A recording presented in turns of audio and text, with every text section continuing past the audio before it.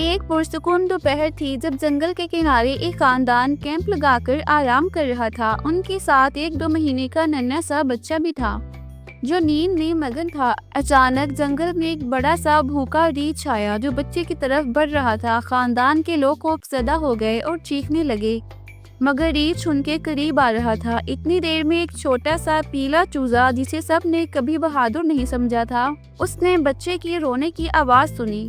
چوزے نے فوراً ہمت دکھائی اور ریچھ کی راہ میں آ کھڑا ہوا۔ وہ اپنی ننھی چونچ سے زور زور سے چہچہانے لگا، اپنے نرم پروں کو پھیلایا اور ریچھ کی توجہ اپنی طرف مرکوز کر دی۔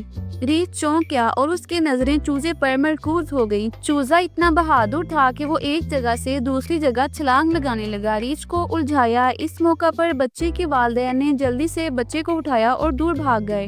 ریچھ آخرکار تھک گیا اور جنگل میں واپس چلا گیا۔ خاندان نے چوزے کو گلے لگایا اور اس کی ہمت کو داد دی۔